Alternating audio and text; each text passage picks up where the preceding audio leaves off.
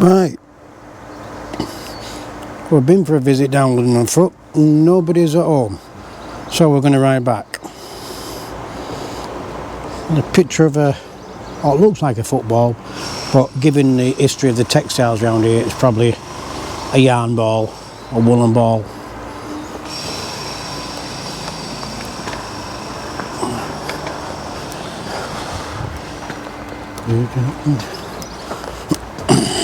Let's get round here. See if I can get a picture of this for you.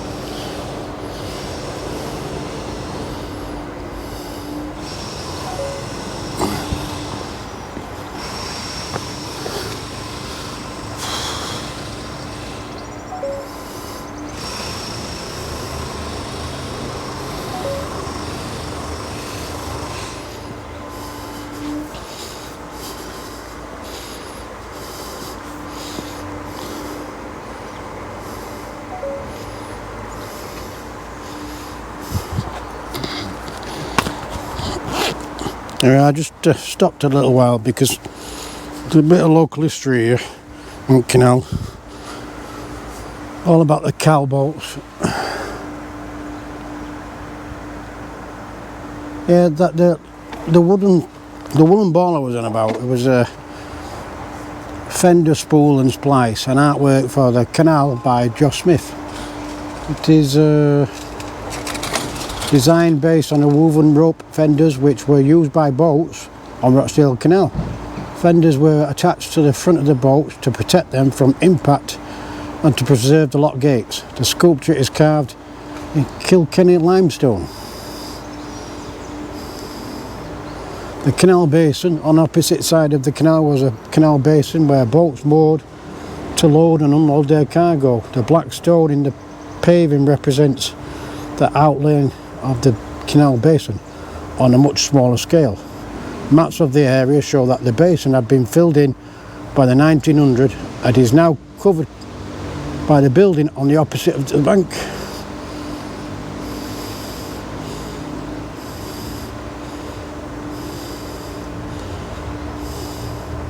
The final cargo was very few boats used the canal after 1927. The final cargo was said to be in September 1937. A Yorkshire keel took 23 tons of Myro Balans and Indian dried fruit from Manchester docks to Dewsbury for dyeing and tanning trades. Icebreakers. Ice boats had rounded hulls reinforced with iron. Teams of up to 10 horses pulled the heavy boats up onto the ice. The crew then violently rocked the boats to help break it up. Then there was flyboats. Flyboats or horse-drawn flyboats operated an express service. They had special privileges including permission to pass the locks at night. The boats carried only 20 tons and required a change of horses every few miles, making them expensive to run. A flyboat service was run from Sowerby Bridge by William Jackson. There we are. The Rochdale Canal is a broad canal. Its bridges and locks can accommodate boats up to 72 feet long and 14-inch wide. There we are, a bit of history for you. Now let's carry on with the journey. Back home.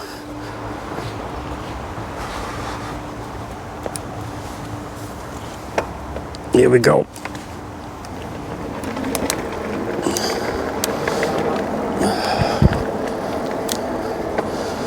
Now we're coming back from London on foot. We had a quick visit to family, but none of them seem to be at home. And kids will be at school and they'll be off out somewhere, I don't know where, but anyway, we'll pop down again some other time. The bike's doing well, it's nice and smooth.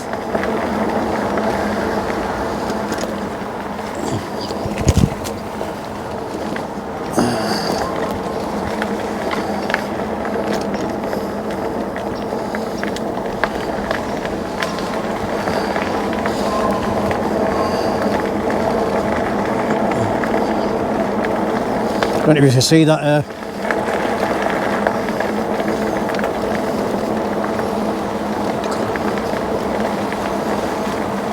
Look at that, in flight, look at that, nice. Can you just see that off the camera? It's just going now, look.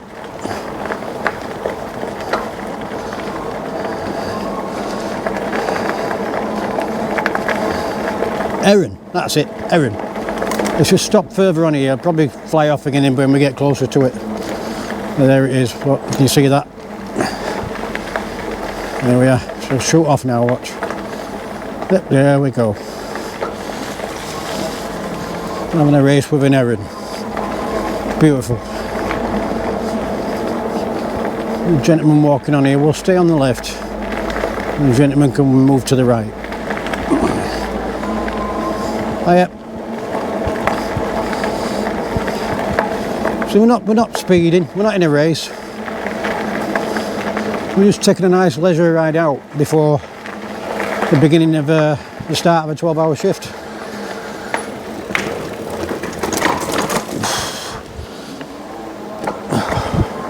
It's beautiful.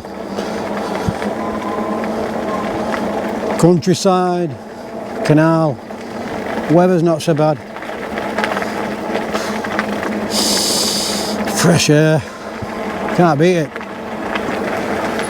It says here 2 miles to Sowerby Bridge and 30 miles to Manchester.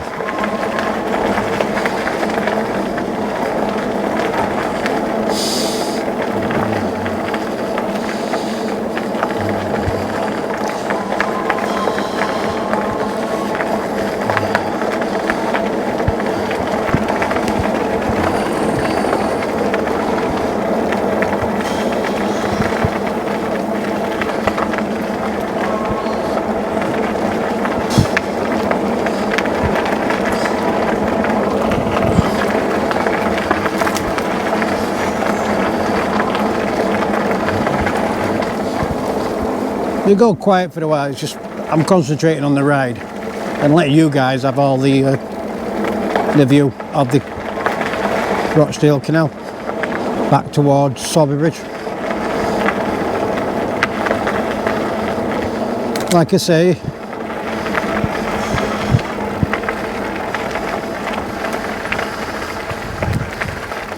nice little cafe down there called the Secret Cafe. It is nice.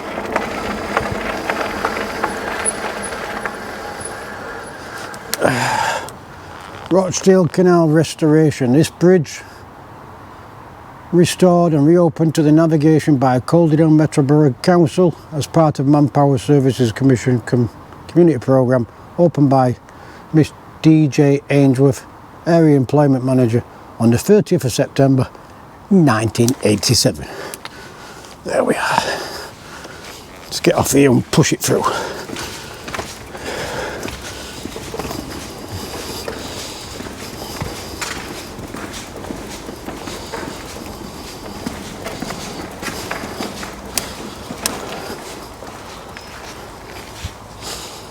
And that's bridge number 4 on the Rochdale Canal.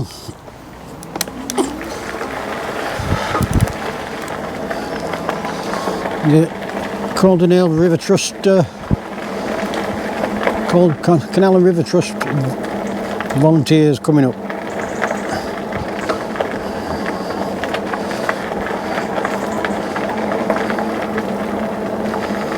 Thank you.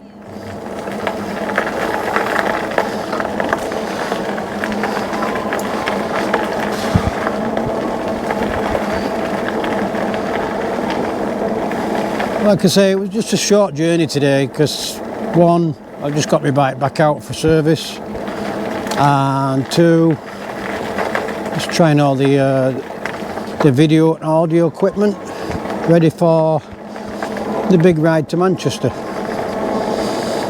About 5:30 today, I'll be riding on the Calder and Ebble towards Salter Ebble. I'm getting off at Salter Ebble towards Halifax to my place of employment. And if it's nice at 5:30 in the morning, 6 o'clock, I'll do another video on my journey home. It's a manner. Man a toot. Thank you.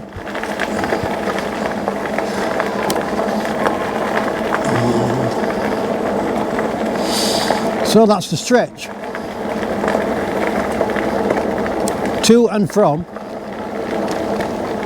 Sowerby Bridge and London Foot. It's about 2, maybe 3 mile stretch.